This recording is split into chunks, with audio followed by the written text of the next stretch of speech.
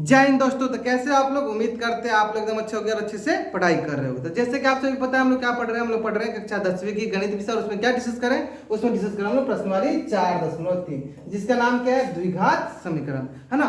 और इसमें हम कौन सा क्वेश्चन डिस्कस करें, क्वेश्चन नंबर 4। इसके पहले हमने बहुत सारे क्वेश्चन डिस्कस कर रखा है। उम्मीद करते हैं आप सारे वीडियो देखते होंगे और आपको अच्छा भी लगता होगा। देखिए, कोशिश कीजिए कि अगर कोई भी डाउट हो उसमें तो जरूर आप चैट बॉक्स में, कमेंट सेक्शन में, कमेंट में जरूर पूछ लिया कीजिए। अगर आप पूछोगे डाउट तभी तो आपको पता चलेगा कि आपका डाउट सॉल्व हो रहा है या नहीं, मतलब यहाँ पे आपका डाउट सॉल्व हो रहा है या नहीं। आप जरूर पूछा कीजिए। हो सकता है आप एनसीईआरटी के अलावा कोई और बुक फॉलो कर रहे हो तो उसका भी डाउट पूछ सकते हो, है ना। डाउट पूछना अनिवार्य। अगर डाउट आप नहीं पूछते इसका मतलब ये है कि आप अच्छे से पढ़ाई नहीं कर रहे हो, क्योंकि अगर अच्छे से पढ़ाई करो तो डाउट आना लाजमी है ना। जो डाउट पूछिए, जितना हो सके उतना डाउट पूछिए ताकि आपका कंसेप्ट मजबूत हो, है ना।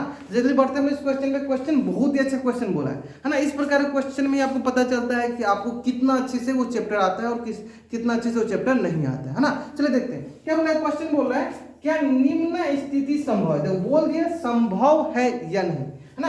यदि है तो उनकी वर्तमान आयु ज्ञात कीजिए, अगर नहीं तो नहीं मिलेगा, है ना। सिंपल। संभव है क्यों बोला है, चलो आगे क्वेश्चन पढ़ेंगे फिर अच्छे समझ में आएगा। दो मित्रों की आयु का योग 20 वर्ष। चलिए यहीं पर कहते हैं कोई दो मित्र है, मान लो एक मित्र हो गया। चलो ये कोई दो मित्र है जिनका वर्तमान आयु ले लेते हैं, वर्तमान आयु कोई दो मित्र है ना। चलो तो मान लो पहला मित्र हो गया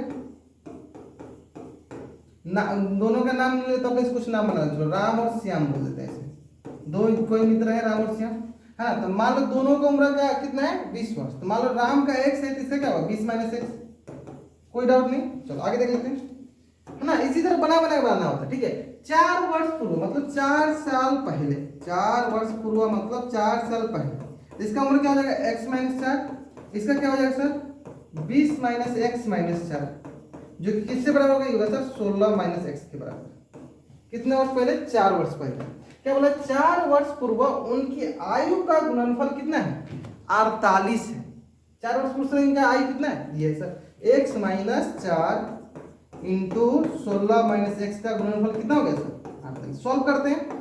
अब देखो इसको जब हम सॉल्व करेंगे, सॉल्व करने में जो भी हमारे पास द्विघात समीकरण आएगा वहीं पर हमें पता चल जाएगा कि सर ये अस्तित्व में है या नहीं, मतलब बोला ये संभव है या नहीं। कैसे पता चलेगा, क्योंकि हमें पता क्या है सर, विविधकर के बारे में, डिस्क्रिमिनेंट के बारे में। डिस्क्रिमिनेंट क्या कहता है कि अगर आपका d बराबर 0 होता है तो वहां पे वास्तविक और मूल बराबर मिलते हैं। अगर d ग्रेटर देन 0 होता है वहां पे वास्तविक और मूल क्या होते हैं, भिन्न भिन्न। अगर d लेस देन 0 होता है इसका मतलब वहां पे हमारे पास जो मूल मिलेंगे वो संभव ही नहीं होगा। तो हो सकता है कि यहाँ पे अगर संभव नहीं हो तो उस केस में क्या हो, विविधकर जो हमारा निगेटिव आएगा, लेस देन 0 आएगा। अगर संभव हो तो क्या होगा, हो सकता है बराबर 0 आ जाए, या हो सकता है d ग्रेटर देन 0 आ जाए। हाँ चलिए देखते हैं, सॉल्व करेंगे तो पता चलेगा ना। चलिए इसको सॉल्व कीजिए, इसको क्वाड्रेटिक इक्वेशन बनाइए। x से टोटल गुना करेंगे तो x इंटू 16 - x, फिर क्या माइनस का 4 इंटू 16 - x बराबर का 48। आगे सॉल्व कीजिए, हमारे पास x से गुना करेंगे तो 16 गुना x माइनस का x स्क्वायर माइनस का 16 चौका 64 माइनस का 4x प्लस का 4x बराबर 48। क्लियर है। चलो आगे देख लेते हैं। देखो तो ये सर 16x माइनस का x स्क्वायर, यहाँ से माइनस का 16x माइनस का x स्क्वायर माइनस का 64x प्लस का 4x और माइनस का 48 बराबर 0। सॉल्व करते हैं। देखो तो माइनस का x स्क्वायर लेते हैं, है ना। अब यहाँ पे देखते हैं क्या करते हैं, 16x और प्लस का 4x क्या होगा 20x, और यहाँ पे आएगा सर हमारे पास माइनस का 64 और माइनस का 48 जोड़ लो, माइनस का 112 8 4 12 6 4 10 11, है ना। अब क्या करते हैं सर, माइनस कॉमन लेते हैं। चलो x स्क्वायर माइनस का 20x प्लस का 112 बराबर 0।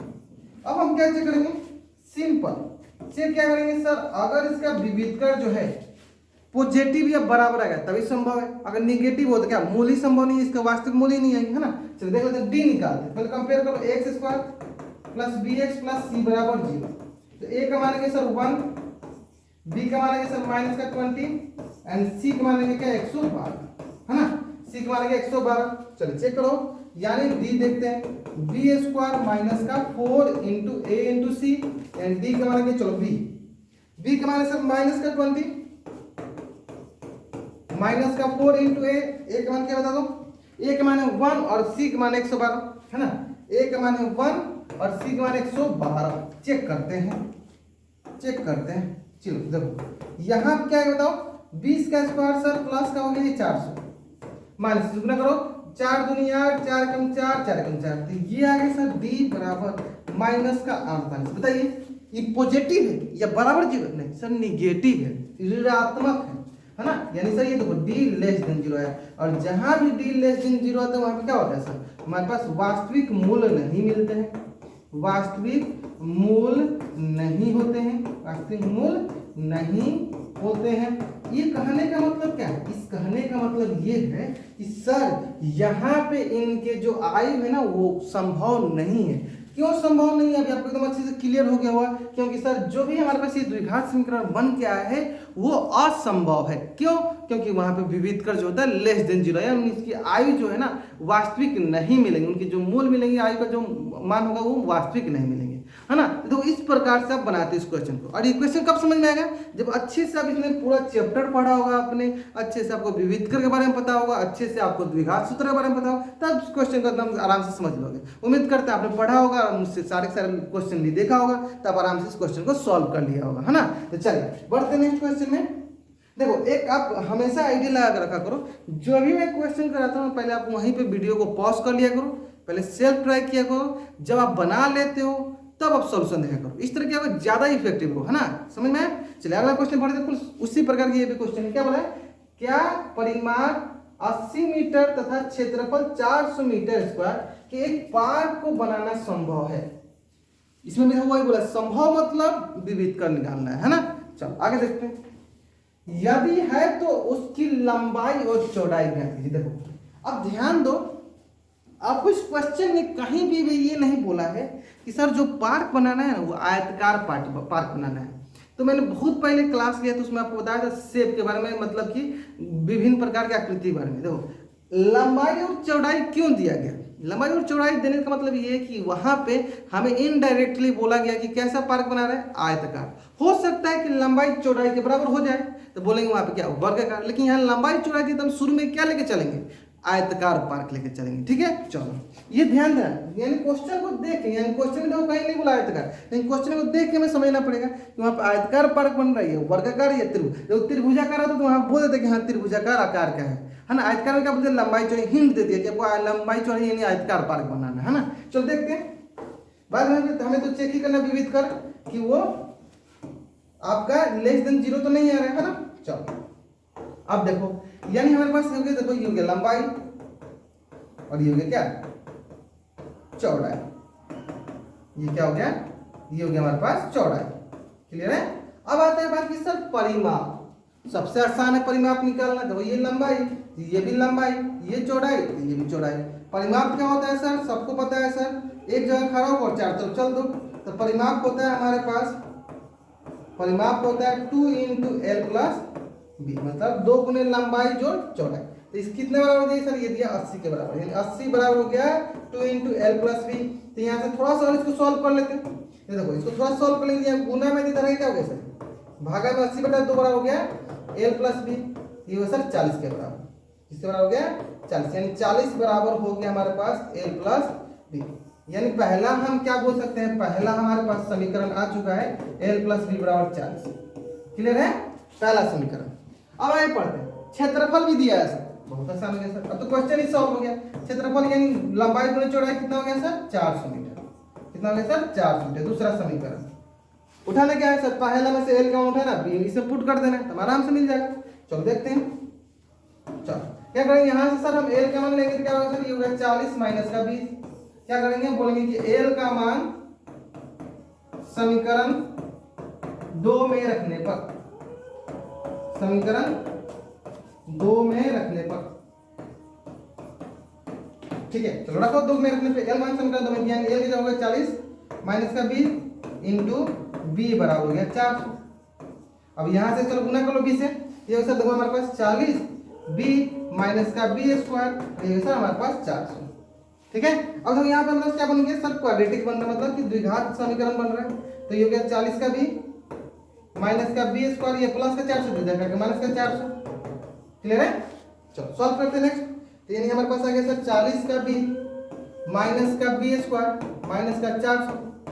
क्लियर है, अब देखते हैं क्या कर सकते हैं हम यहाँ पे, ध्यान दो।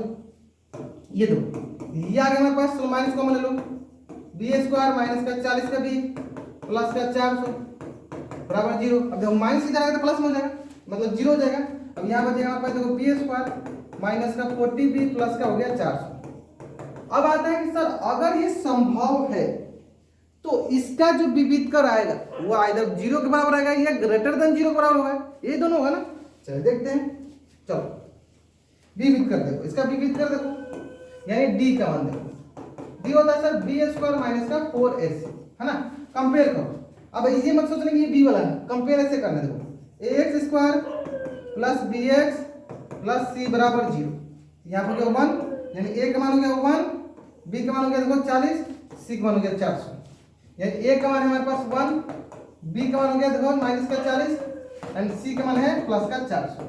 देखो इसमें डी बराबर हो गया देखो माइनस का 40 का होल स्क्वायर माइनस का 4 इंटू ए इंटू 400 हो गया। चलो बहुत बढ़िया सर, ये देखो हमारे पास क्या आ रहा है, डी का मान हो गया 1600 और यहाँ से आ रहा है सर 400 का 1600, 1600 माइनस 1600 यानी 0, यानी यहाँ पे तो हमें मिलने वाले, मतलब डी का मान क्या है सर वास्तविक और बराबर आ गया, यानी हमारे पास वास्तविक और बराबर आ गया, यानी यहाँ से हमें मिलने वाला है वास्तविक और बराबर, क्योंकि यहाँ पे हमारे संभव है, यानी यहाँ पे लंबाई और चौड़ाई संभव है। तो चलो निकाल लेते हैं, किसे सॉल्व करेंगे सर द्विघात सूत्र से। द्विघात सूत्र क्या होता है सर हमारे पास, द्विघात सूत्र क्या होता है, वो होता है सर x बराबर minus b plus minus root over 4ac divide by 2a और 4ac B square minus 4ac, sorry यहाँ पे आप क्या करो सिंपली डी कर दो, आपने और डी का मान निकाल रखा है, सॉल्व हो जाएगा। चलो यहाँ से x बराबर हो गया माइनस का b का मान क्या है सर माइनस का 40, कितना है सर b का मान माइनस का 40,